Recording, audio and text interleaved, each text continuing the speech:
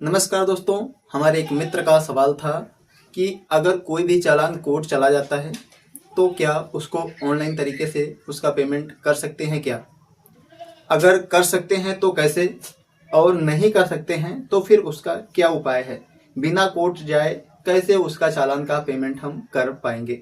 मान लीजिए कि कोई भी व्यक्ति दिल्ली का रहने वाला है और उसका चालान हरियाणा में हो जाता है, या फिर कोई यूपी का रहने वाला है, उसका चालान दिल्ली में हो जाता है।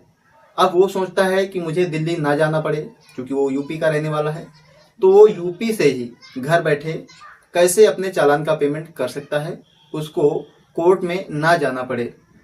तो आज हम इस विषय में चर्चा करने वाले हैं। दोस्तों, वीडियो में आगे बढ़ने से पहले आप लोगों से एक निवेदन करूंगा कि आप चैनल पर पहली बार आए हो तो चैनल को सब्सक्राइब कर लीजिएगा और वीडियो अच्छी लगे तो वीडियो को लाइक कर दीजिएगा। दोस्तों, सबसे पहली बात यह है कि किसी भी व्यक्ति के गाड़ी का चालान हो जाता है, तो अगर छोटा मोटा अमाउंट का कोई भी चालान है, 500, 1000, 1500, तो सबसे पहले आपको करना क्या है कि अगर आपने गलती किया है तो फिर आप उसको ऑनलाइन तुरंत उसका पेमेंट कर दे। आप उसको कोर्ट जाने का इंतजार ना करें। अगर आप ऑनलाइन तुरंत पे कर देते हैं तो जितना अमाउंट होगा, यानी कि 500 का होगा या 1000 का होगा, तो आप उतना ही ऑनलाइन अपने मोबाइल से ही पे कर सकते हैं और आपको कोई दिक्कत नहीं होगी। अगर किसी भाई को नहीं पता है कैसे पे करना है तो उसके लिए सबसे पहले मेरे चैनल पर विजिट कर लेना है और पूरा प्रोसेस आपको देखना है कि पेमेंट कैसे करना है। क्योंकि अगर आपने पेमेंट करते समय लापरवाही बरती तो आपका पेमेंट फंस भी सकता है, यानी कि आपका पेमेंट कट जाएगा और चालान डिस्पोज नहीं होगा। तो सबसे पहले क्या करना है कि आपको पूरा प्रोसेस समझना है कि किस तरह से आपको चालान का पेमेंट करना है। मैंने कई सारी वीडियोज अपने चैनल पर डाल रखी हैं ताकि आप उसको देख करके आसानी से अपने चालान का पेमेंट कर सकते हैं।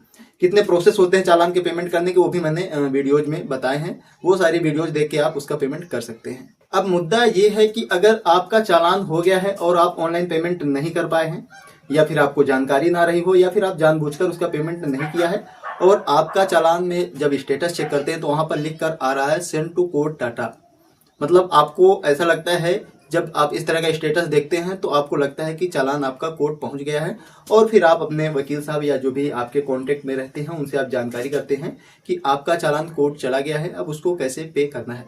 क्या अब भी उसको ऑनलाइन पे कर सकते हैं अगर इस तरह का स्टेटस आ रहा है सेंड टू कोर्ट डाटा? तो ऐसी कंडीशन में मैं आपको बता देता हूं कि अगर आपके भी चालान में इस तरह का स्टेटस आ रहा है तो भी आप ऑनलाइन उसका पेमेंट कर सकते हैं। क्या है प्रोसेस, हम इस वीडियो में process by process, step by step जानेंगे कि किस तरह से आप कौन कौन से चालान ऑनलाइन उसका पेमेंट कर सकते हैं। तो अगर किसी भी व्यक्ति का चालान में स्टेटस परिवहन विभाग की जब वेबसाइट में आप चेक करते हैं और वहां पे सेंड टू कोर्ट डाटा का ऑप्शन देखने को मिल जाता है, आपका चालान यानी कि कोर्ट में सेंड कर दिया जाता है, तो ऐसी कंडीशन में आपको क्या करना है कि आपको एक वर्चुअल कोर्ट आपको टाइप करना है क्रोम ब्राउजर में और वर्चुअल कोर्ट में अपने चालान को चेक करना है। दोस्तों, अगर आपका चालान वर्चुअल कोर्ट में गया तो फिर आप वर्चुअल कोर्ट से अपने चालान का पेमेंट ऑनलाइन पे कर सकते हैं। यानी अगर आपका चालान कोर्ट भी चला जाता है तो सबसे पहले वो वर्चुअल कोर्ट में ट्रांसफर होगा। यानी कि जैसे कि आज आपका चालान हो गया तो लगभग 3 दिन तक तो उसमें ऑनलाइन पेमेंट का ऑप्शन रहेगा। 3 दिन बाद किसी भी दिन, 3 महीने बाद या 4 महीने बाद या 5 महीने बाद या 10 दिन बाद, मतलब 3 दिन बाद किसी भी दिन वहां पे चालान में परिवहन विभाग में पे नाउ का जो ऑप्शन होता है वो हट जाता है और वहां पे सेंड टू कोर्ट डाटा का ऑप्शन वहां पे देखने को मिल जाता है।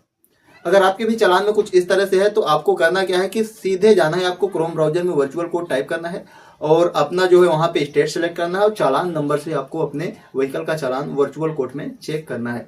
वर्चुअल कोर्ट में कैसे चेक करना है उसके विषय में मैंने कई सारी वीडियोज बनाई हैं, आप वहां पे देख सकते हैं कि वर्चुअल कोर्ट का चालान किस तरह से चेक किया जाता है।